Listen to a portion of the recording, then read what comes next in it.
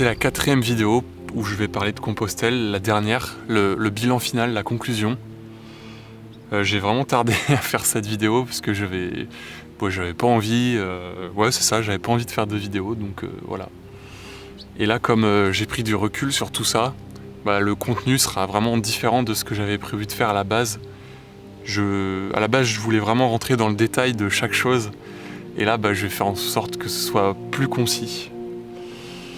Parce qu'au final, le détail de chaque chose, là, c'est pas ce qui importe. Voilà. Donc déjà, première chose, je conseille à tout le monde de tenter ce type d'expérience, de partir seul à pied.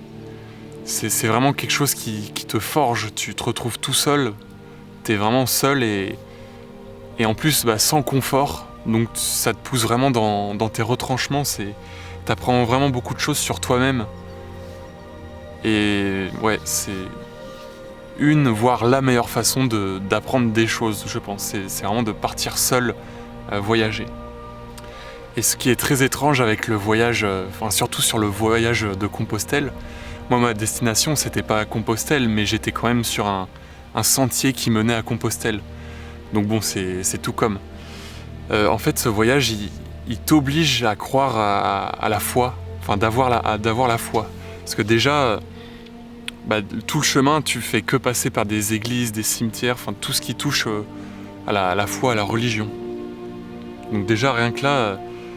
et puis même, il se passe des choses pendant tout le chemin, et même si tu crois pas forcément à tout ça, au bout d'un moment, tu dis « Ah tiens, c'est curieux ça quand même », et puis il se passe un autre truc, et encore un autre truc, et petit à petit, tu commences en fait à rentrer dedans, à te prendre au jeu sans s'en rendre compte. Et c'est vraiment très étrange. Et en fait, je pense que ce que j'ai compris, là où j'en suis plutôt, parce que ce que j'ai compris, c'est pas un point fermé, non, j'ai pas compris, mais ma compréhension de la chose, là où j'en suis, c'est que certes, je ne crois pas forcément à tout ce qui est du surnaturel, du surnaturel, on va dire. Mais je crois du coup à l'interprétation, au subjectif, à notre capacité à appréhender le monde. Et ça m'a appris que même si c'est subjectif, et bien de par la subjectivité, on peut débloquer certaines choses, des compréhensions. Donc en fait, la subjectivité est tout aussi importante, voire plus importante que l'objectivité. Et d'ailleurs, c'est pour ça que l'art est aussi important dans nos sociétés. L'art, c'est complètement subjectif. Et pourtant, on est une espèce remplie d'art partout. On fonctionne par la subjectivité, on a besoin de ça. Et ce que je disais, il s'est passé plein de choses, une chose plus une chose plus une chose, tu te dis « Ah tiens, ça peut faire sens, ça fait lien avec ce qui s'est passé avant », et du coup on met des symboliques sur les choses qui se passent. Par exemple, la première partie de mon voyage, tiens d'ailleurs, pourquoi ce serait la première partie du voyage? C'est moi qui appelle ça comme ça, mais c'est mon interprétation, c'est ma subjectivité. Alors que... si objectivement, c'est pas forcément une première partie, ou... bref. Dans la première partie, donc j'ai appelé ça vers les ténèbres, et c'était vraiment une période dure. Tout était contre moi, il pleuvait, il y avait du vent, tout était fermé, ma copine elle voulait pas que je parte. La première nuit je perds ma lampe frontale, donc quand il fait nuit, c'est le noir. J'avais mal, c'était vraiment... tous ces éléments mis bout à bout, ça fait sens. Et parce que c'est là les ténèbres, et après, la deuxième partie, donc, les autres choses qui sont passées, là c'était vraiment du lumineux, moi qui me soigne, mes rencontres, c'était vraiment quelque chose de lumineux. Et tout ça, c'est moi qui interprète ça comme une partie sombre et une partie lumineuse du coup. où c'est comme lorsque j'ai tiré les cartes avec Virgile là, et que je retombe 2 fois sur la même carte, eh bien ça se trouve c'est juste du pur hasard. Il y avait une chance sur je sais pas combien, bah, je suis tombé sur cette chance là. Et moi peut-être que j'ai interprété ça comme un signe que... Ouais, comme quelque chose de magique. Mais grâce à cette chose, ce qui s'est passé, ça m'a... Enfin ouais, j'ai compris des choses, ça m'a débloqué certains trucs. Donc cette subjectivité, elle est hyper importante. Ça m'a débloqué un gros truc dans ma vie de tous les jours. Je suis beaucoup plus serein maintenant que avant le voyage. Il y a vraiment un avant et un après. Et c'est pour ça que j'encourage tout le monde à faire ce voyage. C'est parce que c'est purement subjectif. Pour bien comprendre ces choses-là, il faut le vivre, parce que c'est subjectif. C'est pas comme quand on t'explique 1 plus 1, bah ça fait 2. Ça c'est purement... Oh, je crois que je me suis emmêlé les saucisses entre objectif et subjectif. Et ce que ça m'a débloqué, l'avant et l'après, c'est que avant j'étais rongé par la culpabilité de devoir faire des choses pour devenir... Ouais, c'est ça, pour devenir quelqu'un. Parce que par exemple, enfin c'est même pas par exemple, dans notre société, on se définit un peu par nos savoir-faire, notre métier. Et voilà, principalement, on se définit par ça. Et comme moi, je ne travaille pas, eh bien, c'est difficile rien que de se présenter à quelqu'un de nouveau. C'est difficile de se définir, de savoir la place qu'on a sur cette terre. Et avec la carte que j'ai tirée au paquet de cartes, eh bien, ça m'a fait comme une révélation que, en fait, on s'en fout de tout ça, on s'en branle. mais attention, on s'en fout, mais il faut quand même pas faire n'importe quoi.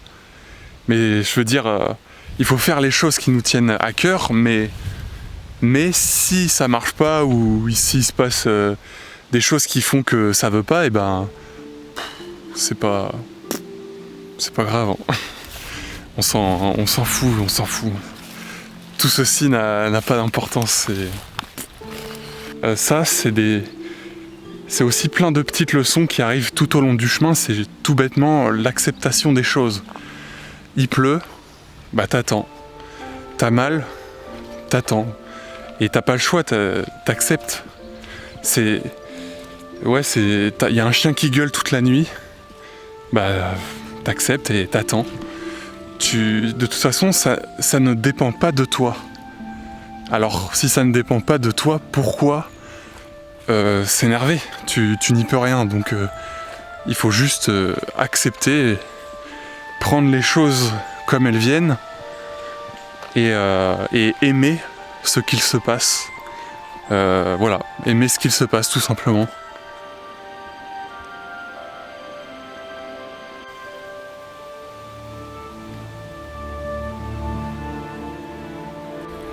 Et dans les voyages de ce type-là, on parle pas souvent Enfin, je pense par exemple au Seigneur des Anneaux. On parle que du voyage vers la destination et pas du retour, l'après. On n'en parle pas trop, alors que c'est tout aussi important. Moi, par comparaison, la partie vers les ténèbres, c'est mon voyage vers la destination. Et la partie vers la lumière, c'est vraiment voilà, j'ai fait le chemin pénible.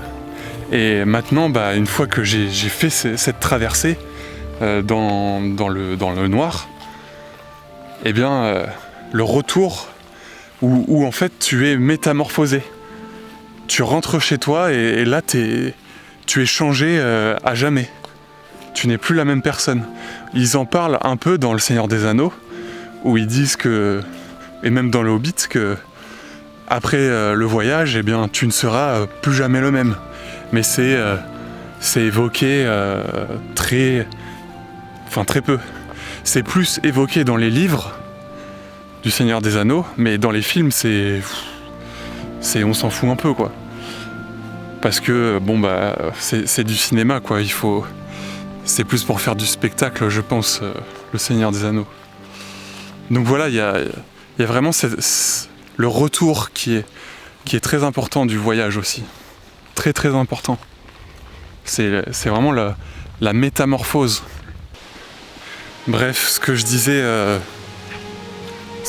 tout à l'heure, où je disais que j'ai pas forcément compris, mais là où j'en suis dans ma compréhension, c'est que je suis tiraillé entre ce qu'on peut appeler, bon, pour que ce soit compréhensible, ce qu'on appelle la pensée du mental et la pensée du cœur. Donc la pensée du mental, bah, c'est vraiment tout ce qui est objectif ou du coup bah, on croit pas à la magie, à ce genre de choses-là.